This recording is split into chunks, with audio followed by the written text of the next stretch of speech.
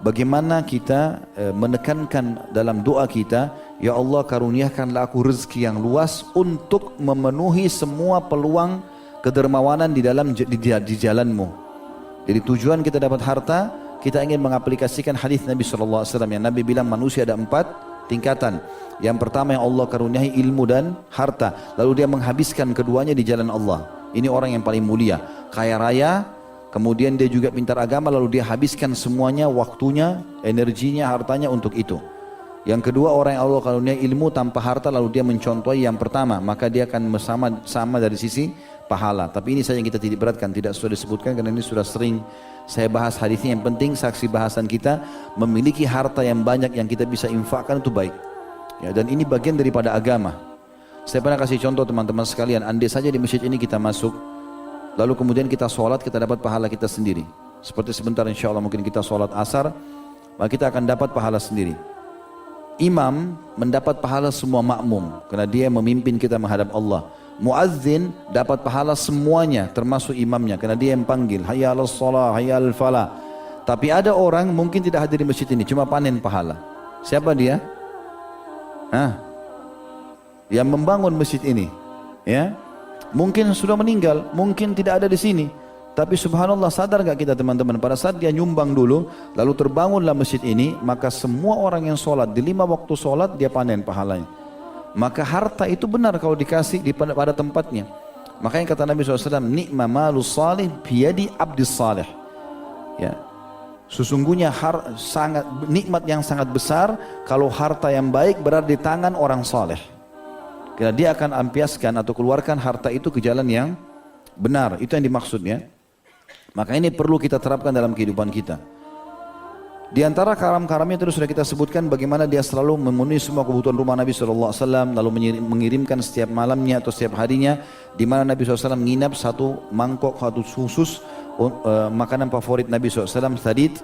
Kemudian setiap malam dia mengajak kurang lebih 80 orang ahli suffah, ya. Itu juga sebuah karunia yang luar biasa. Nabi SAW sampai mendoakan dia supaya diberkahi hidupnya justru karena jasa-jasanya yang sangat baik ini. Sebagaimana hadis sudah kita sebutkan tadi Ibnu Hibban. Kemudian juga saat ada hal yang dia lakukan termasuk karam adalah dia menghadiahkan anaknya, menyuruh anaknya berkhidmah pada Nabi SAW. Anaknya bernama Qais. Qais ini orangnya tinggi besar, gagah gitu kan, dan kekar sekali orangnya. Ya, lebih besar daripada postur tubuh ayahnya. Dan ayahnya mendidik dia untuk selalu karam dan baik. Maka anaknya disuruh berhenti kerja apapun kecuali berkhidmat dengan Nabi SAW. Maka jadilah Qais sebagai pengawal Nabi SAW selama 10 tahun. Berikut memenuhi semua kebutuhan-kebutuhannya. Dan akhirnya belajarlah Qais ini, ya, dari Nabi SAW. Kata pada saat membawa anaknya, wahai Rasulullah, inilah pelayan anda. Kata Anas radhiyallahu anhu, Anas ini juga pembantu Nabi, ya. Tapi Anas dijadikan pembantu oleh ibunya Ummu Hani, menghadiahkan kepada Nabi SAW juga. Itu umur 9 tahun dan dia 10 tahun juga jadi pembantu di rumah Nabi SAW sampai 19 tahun. Tapi kalau Qais tidak, sudah lebih dewasa. Orangnya sudah lebih dewasa, sudah di atas 20 tahun umurnya. Maka kata Nabi kata Sa'ad, ya Rasulullah, ini pelayan anda. Kata Anas bin Malik, kedudukan Qais ibnu Sa'ad di sisi Nabi SAW seperti pengawal di sisi pemimpin. Nah, artinya betul-betul dia pengawal atau penjaga Nabi SAW. Dia juga dengan karamnya telah menjamin orang-orang Quraisy seperti tadi Jubair bin Mut'im, ya, dari bin Naufal dan juga Harith bin Harb. Walaupun itu adalah orang-orang luar daripada kotanya dan dia baru kenal, tapi dia sudah memberikan jaminan. Ini juga tanda karam.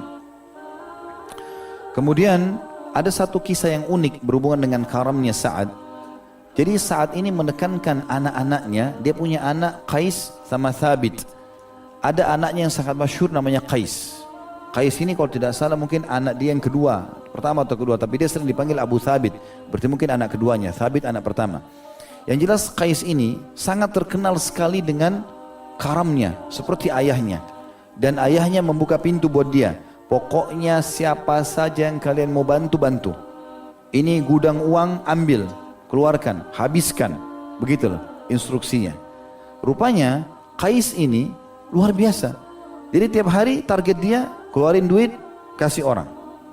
Ya, bahkan seringkali orang belum minta dikasih sama dia. Dia lewat lihat orang, kasih duit langsung. Lebih unik lagi, kalau ada orang datang utang sama dia, sama Qais ini, berapapun dia minta, saya butuh utang sekian, langsung dikasih sama dia. Bukan duitnya, duit ayahnya. Ayahnya sudah izinkan, karena ayahnya yang kaya raya, kepala suku kan, diambil sama dia. Pada saat orang itu mau bayar, dia bilang kami tidak akan menerima apa yang sudah kami keluarkan. Kira-kira kalau antum utangin orang, lalu dia mau bayar, antum bisa bilang ini enggak? Sudah, saya sudah tidak mau terima, sudah saya keluarin, sudah selesai. Itu aja begitu diterima, untung kau bayar. Kalau tidak, jadi ini subhanallah luar biasa karam. Tapi ada cerita unik di sini. Rupanya waktu Qais mengutangkan orang itu, orang ini dikenal di Madinah yang dia utangkan sampai teman dekatnya. Waktu orang itu mau bayar, di depannya Abu Bakar sama Umar. Gitu kan? Lalu Qais bilang, ya, sudahlah, yang sudah kami keluarkan kami tidak akan terima, anggap utangmu lunas. Abu Bakar sama Umar saling bisik nih, ini anak kalau kita biarkan dihabisin harta orang tuanya. Artinya dia utangin orang, bukan uang dia, uang ayahnya, tapi habis, tidak usah bayar, habis semuanya. Ya, kan?